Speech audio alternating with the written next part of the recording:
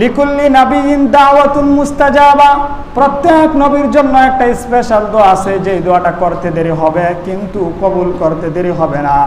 আল্লাহর নবীদের মধ্যে আরেকজন নবী ছিলেন হযরত সুলাইমান আলাইহিস সালাম। তিনি ছিলেন এত বড় বাদশা, পৃথিবীর বুকে তার সমপরিমাণ বাদশা কেউ হবে না। তিনি যখন আল্লাহ রাব্বুল আলামিনের কাছে স্পেশাল দোয়া পাইলেন, তিনি স্পেশাল দোয়া পাওয়ার পর তিনি বলেন, হে রব্বে কারীম, আপনি আমাকে ক্ষমা করে দিন এবং আমাকে এমন বাদশাহী দান করেন যেই বাদশাহী পৃথিবীতে আর আমার পরে কেউ পাবে না। একমাত্র এমন পাওয়ারফুল বাদশাহী, যে বাদশাহী একমাত্র আমাকে দিয়েছেন, এর পরে আর কাউকে দিবেন না। সুলাইমান আলাইহিস সালামের এই দোয়া আল্লাহ রাব্বুল আলামিন সাথে সাথে কবুল করলেন, কারণ একটা দোয়া তো প্রত্যেক নবীকে দিয়েছেন। দোয়া করতে দেরি হবে কিন্তু কবুল করতে দেরি হবে না, তাই তিনি কবুল করে নিলেন। তিনি এমন বাদশাহী দিলেন, বাস্তবেই পৃথিবীতে আর কেউ এই বাদশাহী পাবে না। তিনি পৃথিবীর শুরু থেকে নিয়ে শেষ পর্যন্ত মানুষ, দানব, পানি, পাখি যা আছে সব কিছুকে তিনি বাদশাহীর আদলে নিয়ে আসছিলেন। তিনি এমন বাদশাহ ছিলেন যার সোয়ারি ছিল এমন পাওয়ারফুল, দুনিয়ার কোনো মানুষ আবিষ্কার করতে পারে নাই, কিয়ামত পর্যন্ত আর কখনো আবিষ্কার করতে পারবে না। আল্লাহ রাব্বুল আলামিন সুলাইমান আলাইহিস সালামকে বলে দিলেন, ও সুলাইমান, শোনো, তোমাকে আমি এমন বাদশাহী পাওয়ারফুল ক্ষমতা দিলাম, শোনো, তুমি যখন কোথায় যাওয়ার প্রয়োজন হবে, যাওয়ার সময় তোমার সোয়ারি, তোমার বাহন হবে, তোমার স্পেশাল গাড়ি হবে, তোমার বাতাস, তোমার বলতে দেরি হবে।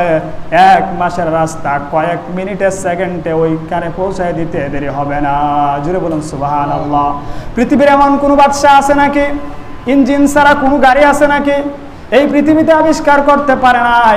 পৃথিবীর এক প্রান্ত থেকে অন্য প্রান্তে গেলে এখনো বর্তমানে রকেট বলেন আর যেটাই জেট ফাইটার যাই বলেন, দুনিয়ার মধ্যে যা আবিষ্কার হয়েছে, যত স্পেশাল প্লেন হোক না কেন, এক প্রান্তে থেকে অন্য প্রান্ত গেলে 6 থেকে 7 ঘন্টা সময় লাগে।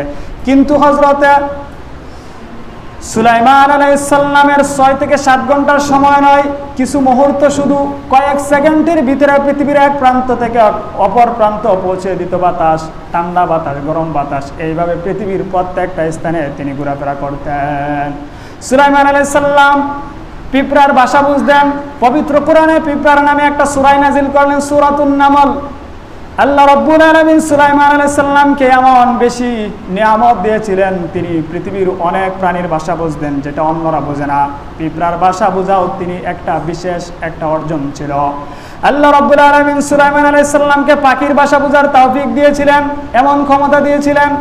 একটা হুদহুদ পাখি ছিল, যে হুদহুদ পাখি এমন ক্ষমতাবান পাখি ছিল, এমন বিশেষজ্ঞ পাখি ছিল, পানির কতটুকু গভীরে পানি আছে সে এক মুহূর্তের ভিতরে সংবাদ দিতে পারত। এই ভাষাটা হযরত সুলাইমান আলাইহিস সালাম বুঝতে পারত। হযরত সুলাইমানের বাদশাহীর পাওয়ার ছিল, পৃথিবীতে যত জিন ছিল ওই সময় সমস্ত জিন তার এক ইশারায় উঠা বসা করত, তার যা কথা আদেশ ছিল সাথে সাথে তারা মানত। এজন্য তিনি বাইতুল মুকাদ্দাসকে সুন্দরভাবে স্থাপন করেছিলেন জিনের মাধ্যমে। এই সুলাইমান আলাইহিস সালাম দুনিয়াতেই দোয়া করলেন, কিন্তু আমার নবী বিশ্ব নবী যে আলোচনায় ছিলাম, লিকুল্লি নাবিয়িন দাওয়াতুন মুস্তাজাবা, প্রত্যেক নবীর জন্য একটা স্পেশাল দোয়া ছিল। এই দোয়াটা অন্য নবী দুনিয়ার মধ্যে করলেন, কেউ দুনিয়ার মধ্যে ভালো কাজে করলেন, কেউ দুনিয়ার মধ্যে নিজের স্বার্থে করলেন, কেউ আবার উম্মতকে ধ্বংস করে দেওয়ার জন্য করলেন। কিন্তু আমার নবী বিশ্ব নবী দুনিয়া এত কঠিন অবস্থায় থাকার পরেও তিনি এক মুহূর্তের জন্য, পরিবারের জন্য, নিজের জন্য, দুনিয়ার জন্য করেন নাই। এই স্পেশাল দোয়াটা আল্লাহর হাবিব বিশ্ব নবী তার উম্মতের জন্য রেখে দিলেন। জুড়ে বলুন সুবহানাল্লাহ।